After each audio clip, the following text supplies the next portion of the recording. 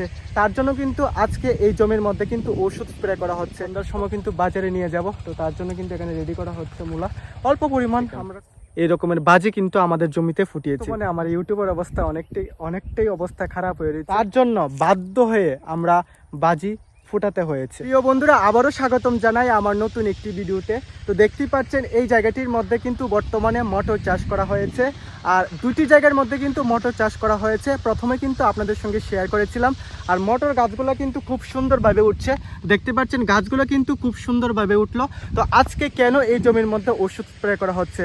তো বন্ধুরা, মটর গাছ খুব সুন্দরভাবে উঠছে, ঠিক আছে, কিন্তু গাছের যে আগাগুলা, নানা ধরনের পোকামাকড় সেই আগাগুলাকে কিন্তু নষ্ট করে ফেলছে। যার ফলে কি হবে? যার ফলে গাছগুলা কিন্তু বৃদ্ধি হবে না, গাছগুলার যে বৃদ্ধি সেটা কিন্তু থেমে যাবে। নানা ধরনের পোকামাকড় সেই গাছগুলার আগাগুলাকে খেয়ে নষ্ট করে ফেলছে। গাছের যে আগার মধ্যে যে পাতাগুলা থাকছে সেই পাতাগুলাকে কিন্তু নষ্ট করে ফেলছে। তার জন্য কিন্তু আজকে এই জমির মধ্যে কিন্তু ওষুধ স্প্রে করা হচ্ছে। তো বন্ধুরা, দুটি জায়গার মধ্যে মটর চাষ করা হয়েছে।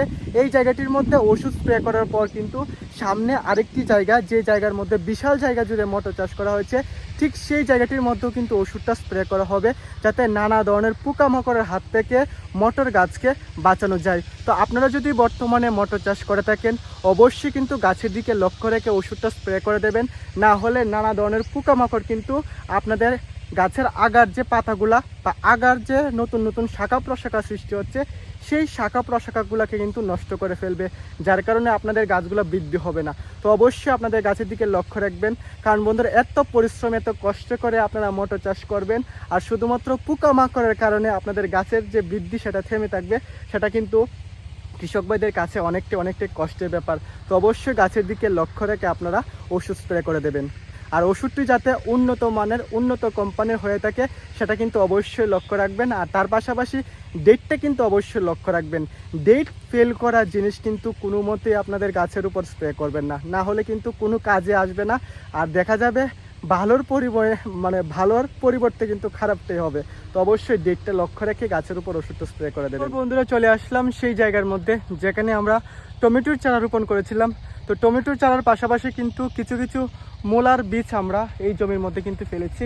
দেখতে পাচ্ছেন টমেটো গাছের পাশাপাশি আমাদের মূলা গাছগুলো কতটুকু পরিমাণে বড় হয়েছে। তো দেখতে পাচ্ছেন আজকে কিন্তু আমরা কিছু পরিমাণ মূলা সংগ্রহ করেছি, অল্প পরিমাণ মূলা কিন্তু মূলার বীজ আমরা ফেলেছিলাম। আর টমেটো গাছের অবস্থা কিন্তু বেশি ভালো না, দেখতে পাচ্ছেন একদম ছড়িয়ে ছিটিয়ে রয়েছে, গাছের সৌন্দর্য নেই বললেই চলে। আর এখানে দেখতে পাচ্ছেন কিছু মূলা কিন্তু আমরা সংগ্রহ করে নিলাম। দেখতে পাচ্ছেন এখানে কিন্তু মূলাকে রেডি করা হচ্ছে, কারণ সন্ধ্যার সময় কিন্তু বাজারে নিয়ে যাব, তো তার জন্য কিন্তু এখানে রেডি করা হচ্ছে মূলা। অল্প পরিমাণ আমরা টমেটোর পাশাপাশি মূলার বীজ ফেলেছিলাম, আর খুব সুন্দরভাবেই কিন্তু মূলা হয়েছে। আর মূলার যে সাইজটা সেটাও কিন্তু খুব সুন্দর, লাল কালার আর সাদা কালার দু রকমের মূলার বীজ আমরা ফেলেছিলাম। তো মূলা খুব সুন্দরভাবে উঠলো, কিন্তু টমেটো গাছের অবস্থা কিন্তু অনেকটাই খারাপ। টমেটো গাছের অবস্থা অনেকটাই খারাপ, দেখতে পাচ্ছেন একদম ছড়িয়ে ছিটিয়ে রয়েছে, সৌন্দর্য প্রায় নেই বললেই চলে। বন্ধুরা, চলে আসলাম সেই জমির মধ্যে যে জমিতে গতকাল আমরা বাজি ফুটিয়েছি। তো বাজি, আপনারা বলবেন যে কৃষি জমিতে বাজির আবার কি প্রয়োজন? তো চলুন বন্ধুরা, আগে দেখাই যে আমরা গতকাল যে বাজি ফুটিয়েছি।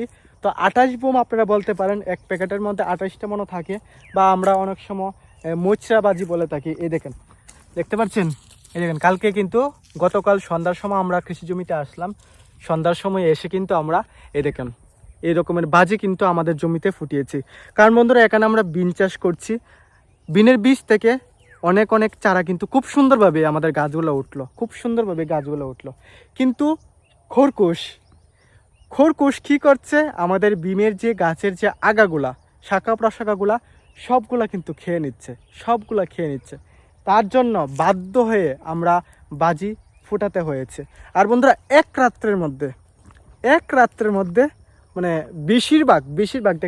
বেশিরভাগ জায়গার মধ্যে যে গাছগুলো উঠেছে, বেশিরভাগ জায়গার গাছগুলো কিন্তু নষ্ট করে ফেলেছে, একদম খেয়ে নষ্ট করে ফেলেছে। চলুন আপনাদের দেখাই। এই দেখুন, দেখতে পাচ্ছেন গাছের মধ্যে কিন্তু আপনারা পাতাই দেখতে পারবেন না। দেখতে পাচ্ছেন এখানে আপনারা গাছই দেখতে পারবেন না, এমন অবস্থা করেছে এক রাতের মধ্যে। বন্ধুরা, প্রথমে একটা কিল বা দুটা কিল খেয়েছে, তখন আমরা বুঝতে পারিনি যে কি করছে, কোনো পোকামাকড় ধ্বংস করছে কিনা না। তারপর হঠাৎ করে দেখতে পেলাম যে খরগোশ খেয়ে নিচ্ছে। তো খরগোশ বেসিক্যালি দিনের বেলায় আসে না, রাত্রিবেলায় আসে। তো তার জন্য গতকাল সন্ধ্যার সময় আমরা বাজার থেকে বাজি কিনি, আর সেই বাজি আমরা প্রয়োগ করি সন্ধ্যার সময়। এক রাত্রের মধ্যে এই যে জমিটা দেখতে পাচ্ছেন খুব সুন্দরভাবে কিন্তু বিনগুলো উঠেছিল। এক রাত্রের মধ্যে আমাদের মানে হাসবো বা কানবো আমরা কিছু বুঝতে পারছি। এক রাত্রের মধ্যে সমস্ত বিনের যে চারাগুলা, যে গাছগুলা, গাছের আগা, শাখা প্রশাখা সবগুলা খেয়ে ফেলেছে। এখানে আমাদের এখানে কিন্তু খরগোশের সংখ্যা প্রায় অনেকগুলা ছোটো ছোটো বাচ্চা দিয়েছে। প্রায় 50 থেকে 60টা খরগোশের বাচ্চা হবে। দিনের বেলায় প্রায় দেখা যায় না, অনেক সময় আমরা দেখতে পাই কিন্তু ধরতে পারি না। আর এত বড় সর্বনাশ আমাদের করলো, মানে কি বলবো, এত কষ্ট এত পরিশ্রম করে আমরা বিন চাষ করলাম, আর কোনো পোকামাকড়ও ক্ষতি করলো নেই, কোনো রোগ জীবাণু গাছের ক্ষতি করেনি। শেষ পর্যন্ত খরগোশ এসে আমাদের মানে জলাঞ্জলি দিয়ে গেল। মানে কি বলবো বন্ধুরা, আপনাদের এখানে যদি খরগোশ আপনাদের কোনো সমস্যা করে থাকে অবশ্যই কিন্তু কমেন্ট করে জানাবেন। মানে কি করব, কৃষিকাজ আমরা কি করে করব, এখন খরগোশও মানে আমাদের শান্তি দেয় না। দেখতে পাচ্ছেন এখানে একটি গাছ দেখায়, গাছটি কিন্তু খুব সুন্দরভাবে এরকমভাবে কিন্তু প্রত্যেকটি জায়গার মধ্যে কিন্তু বিনের গাছ একদম সুন্দরভাবে উঠেছিল, আর এখন শেষ। বন্ধুরা, আজকের ভিডিওটা এতটুকুই পর্যন্ত। যারা আমার ভিডিও দেখেন তারা তো অবশ্যই জানেন প্রত্যেকটি জিনিস আপনাদের সঙ্গে আমি শেয়ার করে থাকি। তবু বর্তমানে আমার ইউটিউবের অবস্থা অনেকটাই অবস্থা খারাপ হয়ে রয়েছে। তো প্রত্যেকবার একই কথা বলতে ভালো লাগছে না। তবু বন্ধুরা, আপনাদের কাছে ভিডিও অনেক সময় যায় কিন্তু ভিডিওটা আপনারা উপরে মানে কি বলবো উপরে করে দেন, যার জন্য ভিডিওটা আপনারা দেখেন না। তো হাত জোর করে বলছি, ইউটিউব যখন আমার ভিডিও আপনাদের কাছে পাঠায় অবশ্যই ভিডিওটা দেখবেন, আশা করি ভালো লাগবে। ভিডিওটা দেখলে অবশ্যই লাইক, অবশ্যই কমেন্ট, অবশ্যই শেয়ার করে অন্যান্য বন্ধুদের কাছে পৌঁছে দেবেন, যাতে আমার ইউটিউবের অবস্থাটা আগের মতন ঠিক জায়গায় আসে। মানে এমন হয়েছে কি বলবো, যারা নতুন দেখছেন তাদের সকলের কাছে হাত জোর করে অনুরোধ করছি, অবশ্যই আমার ইউটিউব চ্যানেলটিকে সাবস্ক্রাইব করে এই কৃষক বন্ধুটিকে একটু সাহায্য করবেন। তো বন্ধুরা, সকলকে নমস্কার, সকলকে আমার তরফ থেকে অনেক ভালোবাসা জানিয়ে আজকে সকল বন্ধুদের কাছ থেকে বিদায় নিচ্ছি।